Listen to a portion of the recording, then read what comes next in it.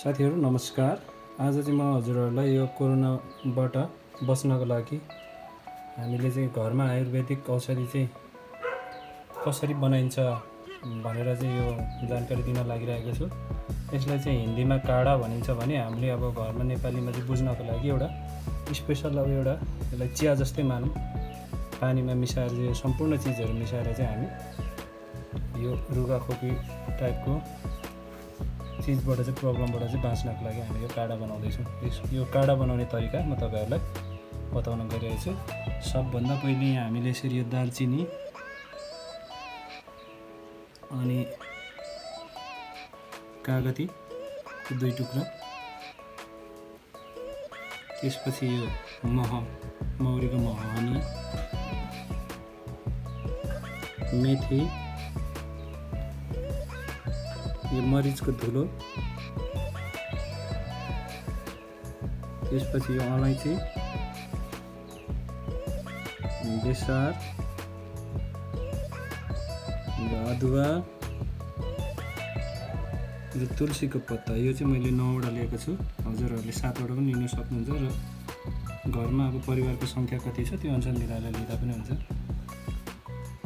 यसरी चाहिँ यो सबै कुरा चाहिँ रेडी गर्ने सबभन्दा पहिले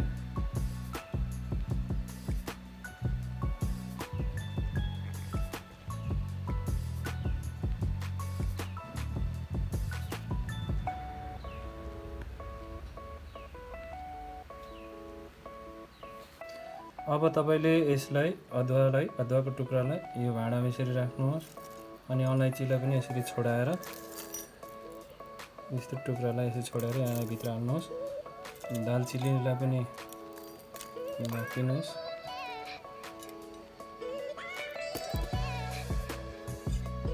सबैलाई लाएर चाहिँ यसलाई कुट्नुपर्छ हामीले। सबैलाई राख्नुहोस्।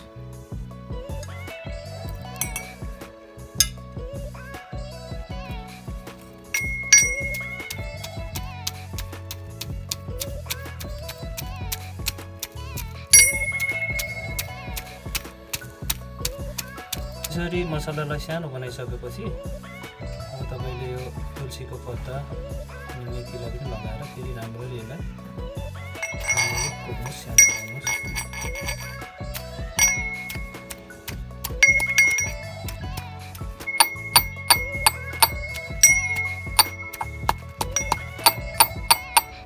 अहिले यो तपाईँको मसला कुटेर रेडी भइसकेको छ।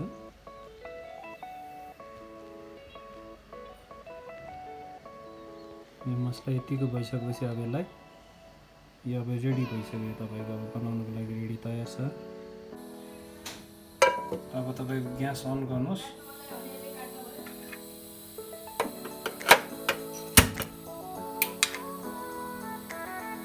ग्यास अन गरेर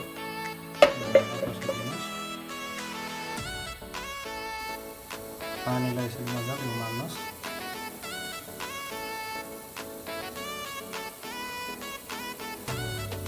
पानी उम्लिसकेपछि तपाईँको पुरै यो मसलाहरू यसरी यहाँ लगाइदिनुहोस्। पुरै मसला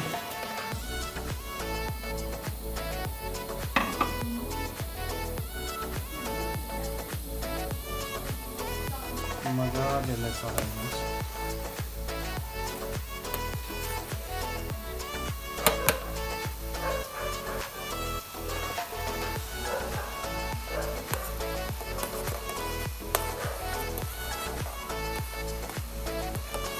यो सबै कुरा चाहिँ मैले यसरी मसलाहरू कुटिसकेपछि यहाँ अहिले पानीमा हालिसकेँ। मजाले उमाल्दैछु यसलाई मजाले यो मैले यहाँ 2 लिटर जस्तो पानी हालेको छु भने यो 1 लिटर हुनुजेलसम्म यसलाई मजाले उमाल्ने।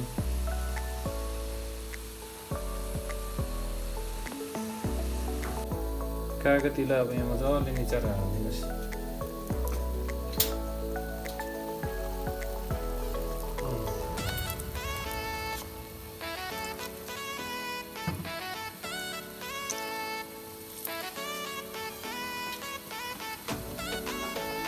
यसरी मजाले कागतीलाई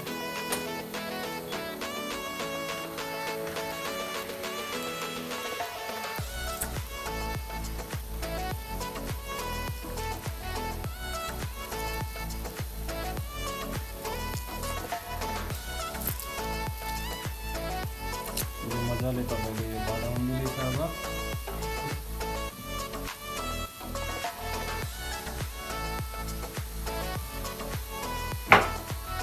यो हनीलाई पनि मिसाउनु सक्नुहुन्छ। यदि डायबिटिजको बिमारी छ भने हनी नलगाइकन खान सक्नुहुन्छ। यो हनीलाई अब यसरी लगाइदिनुहोस्।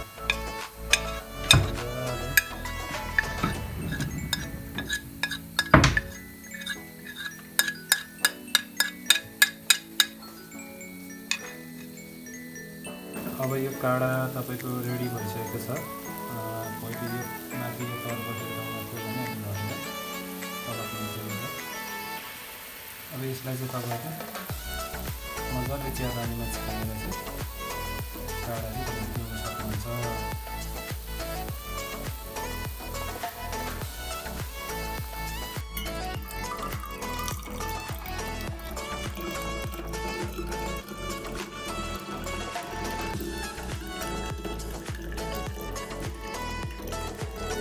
यसरी तपाईँले यो चिया छानेर चाहिँ मजाले छानेर चाहिँ थर्मसमा राख्नुहोस्। यो तपाईँको काढा रेडी भइसकेको छ। अब यसलाई मजाले राखिराख्नुहोस्। जब जब तपाईँलाई खानु मन लाग्छ दिनमा 3 टाइम या 4 टाइम चाहिँ पिउँदा राम्रो। एकचोटि बिहान उठेर, त्यहाँदेखि दिउँसो, अन्त दिउँसो 2 चोटि, बेलुका एकचोटि सुत्ने बेलामा तपाईँले पिउनुहोस्। स्वास्थ्यको लागि एकदमै राम्रो हुन्छ यो काढा चाहिँ। हाम्रो लागि अहिलेको यो महामारी कोरोनाबाट चाहिँ हामीले बस्नुको लागि चाहिँ हाम्रो इम्युनिटी पावर शरीरमा बढाउनुको लागि चाहिँ एकदमै यो राम्रो पानी हो। यो काढा पानी यसरी सेवन गर्नु हुन सबैलाई अनुरोध गर्दछु। र तपाईँहरूले पनि यस्तो कुनै नयाँ तरिकाले बनाउनुहुन्छ भने मलाई पनि कमेन्ट गरेर बताउनु होला। धन्यवाद।